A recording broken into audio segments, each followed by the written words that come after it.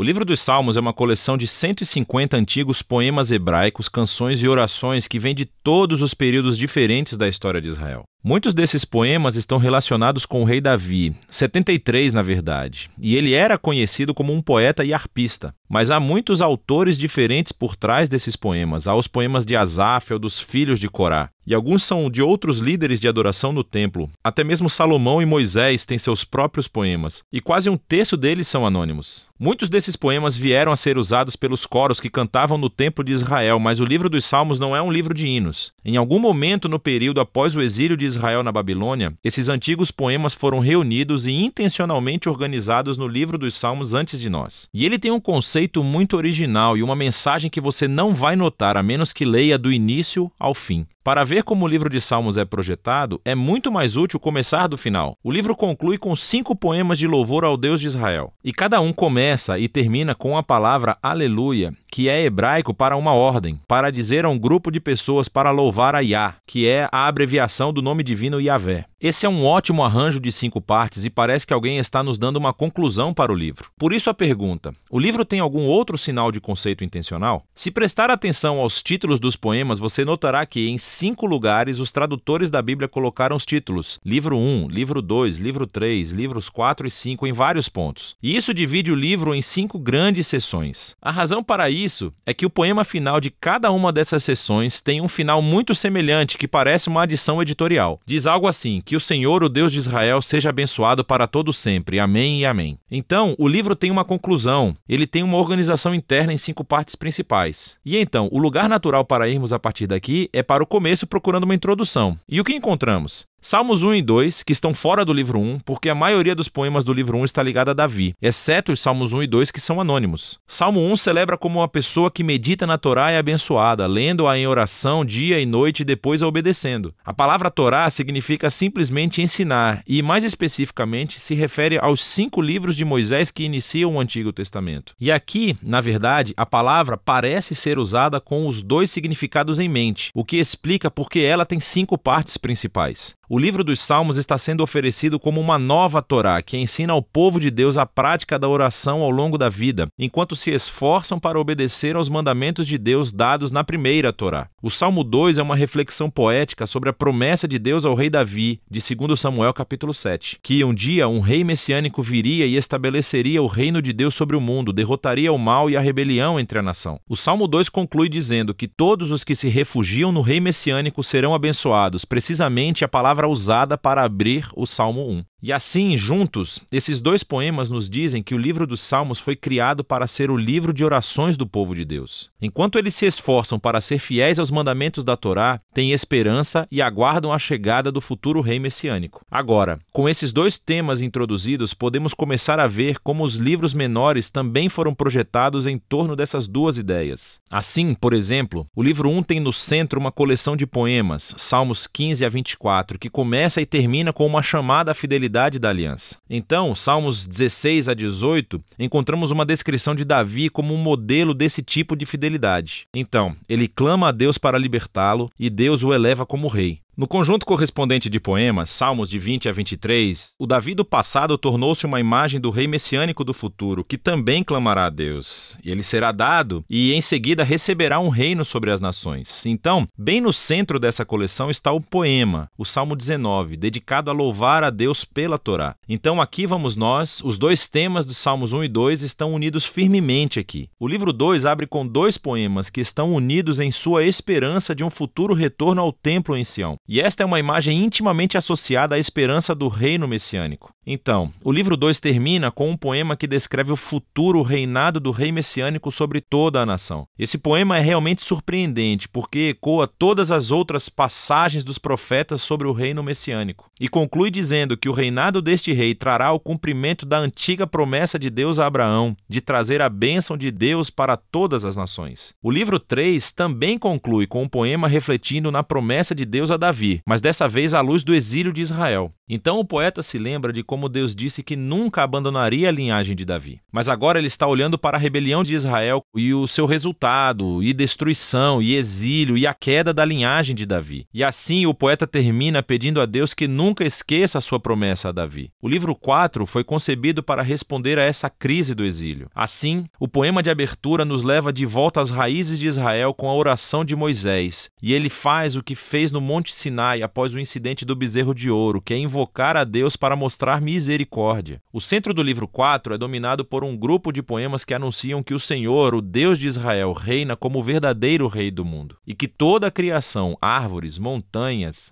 rios, todos são convocados para celebrar esse dia futuro, quando Deus trará a sua justiça e reino sobre todo o mundo. O livro 5 abre com uma série de poemas que afirmam que Deus ouve os gritos de seu povo e um dia enviará o futuro rei para derrotar o mal e trazer o reino de Deus. Esse livro também contém duas coleções maiores, uma chamada de Hallel e outra chamada de Cânticos de Peregrinação. Cada uma dessas coleções conclui com um poema sobre o futuro reino messiânico. E essas duas coleções juntas sustentam a esperança de um futuro ato de Deus semelhante ao Êxodo para redimir o seu povo. E então, entre eles está o Salmo 119, o poema mais longo do livro. É um poema de alfabeto, onde cada linha começa com uma nova letra do alfabeto hebraico e explora a maravilha e o dom da Torá como a palavra de Deus para o seu povo. Então, aqui vamos nós. Os temas dos Salmos 1 e 2, Torá e Messias, combinam todos juntos aqui no livro 5, o que nos leva de volta a essa conclusão de 5 poemas. No poema do centro, Salmo 148, toda a criação é convocada para louvar o Deus de Israel, porque, como está escrito, ele levantou um chifre para o seu povo. O chifre aqui é uma metáfora do chifre de um touro erguido em vitória, e essa imagem ecoa de volta a mesma imagem usada na canção de Ana para o capítulo 2 de 1 Samuel, mas também para o Salmo 132 anterior. O chifre é um símbolo para o futuro rei messiânico e a sua vitória sobre o mal é uma conclusão apropriada para esse livro incrível. Aqui está mais uma coisa que você provavelmente não notará se não ler esse livro em ordem. Há muitos tipos diferentes de poemas no livro dos Salmos, mas todos basicamente se enquadram em duas grandes categorias: poemas de lamentação ou poemas de louvor. Poemas de lamentação expressam dor, confusão e raiva sobre quão horrível o mundo é e quão horríveis são as coisas que estão acontecendo com o poeta. E assim, esses poemas chamam a atenção para o que há de errado no mundo e pedem a Deus para fazer algo sobre isso. Há muitos deles no livro, o que nos diz algo importante, que a lamentação é uma resposta apropriada ao mal que vemos em nosso mundo. Mas o que você notará é que os poemas de lamento predominam no início do livro, nos livros de 1 a 3. Mas preste atenção, pois você também verá poemas de louvor ocasionalmente. Os poemas de louvor são poemas de alegria e celebração, e chamam a atenção para o que é bom no mundo e recontam as histórias daquilo que Deus fez em nossas vidas e agradecem a Deus por isso. Nos livros 4 e 5, você notará que os poemas de louvor chegam a superar os poemas de lamentação. E tudo culmina nessa conclusão de aleluia em 5 partes. Então, essa mudança de lamentação para louvor é profunda e nos diz algo sobre a natureza da oração, à medida que esperamos pelo reino messiânico, como o livro nos ensina a fazer.